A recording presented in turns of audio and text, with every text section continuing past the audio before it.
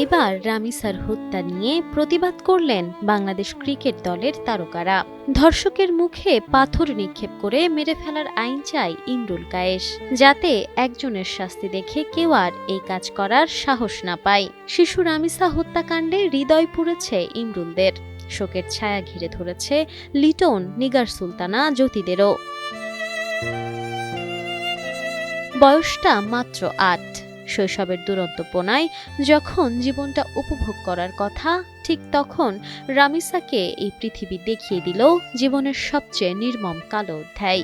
রামিসা দেখে নিল এই দেশ, এই পৃথিবী ঠিক কতটা বিভৎস। টাইগারদের টেস্ট জয়ের দিন দেশে ঘটে যাওয়া এমন কাণ্ড যখন মুশফিক তামিমদের কাছে পৌঁছেছে, ঠিক তখন পুরো দেশের মতো তারাও স্তব্ধ হয়ে গেছেন।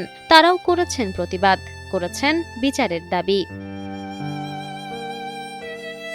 নিজেদের ভেরিফাইড ফেসবুক পেজের এক পোস্টে মুশফিক লেখেন, আজ সকালের সংবাদে পুরোপুরি মর্মাহত। শিশু রামিসা সুরক্ষা, ভালোবাসা ও নিরাপত্তা পাবার দাবি রাখে। এই নিষ্পাপ শিশুর সাথে এমন নিষ্ঠুরতম ও জঘন্য অপরাধের শাস্তি চাই, যেন তার পরিবারকে এই শোক সহ্য করতে না হয়। প্রধানমন্ত্রীর কাছে বিচারের দাবি রেখে ইমরুল বলেন, আপনার কাছে বিনীত অনুরোধ, এই দেশটি আপনি সেভ করুন। এই দেশে কোনো শিশুই আর নিরাপদ নয়। কিছু মানুষ হিংস্র পশুর থেকেও হিংস্র হয়ে গেছে। প্রয়োজনে সংবিধান পরিবর্তন করার কথাও বলেন এই খেলোয়াড়। অন্যদিকে জাস্টিস ফর রামিসা লেখা একটি ফটোকার্ড পোস্ট করে তামিমও বিচারের দাবি জানান। প্রতিবাদ জানান লিটন কুমার দাসও।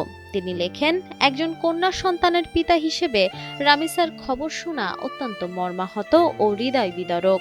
এটা কোনো সমাজে মেনে নেওয়া যায় না। রামিসার সাথে ঘটে যাওয়া এমন ঘটনার দ্রুত বিচার দাবি করেন এই তারকা ফুটবলার। শুধু ক্রীড়া অঙ্গনই নয়, রামিসার এই ঘটনায় আজ স্তব্ধ পুরো দেশ। সুস্থ ও নিরাপদ হয়ে উঠুক আমাদের এই অনিরাপদ পৃথিবী, এমনটাই চাওয়া সকলের। Nafisa Nuyal, Times today.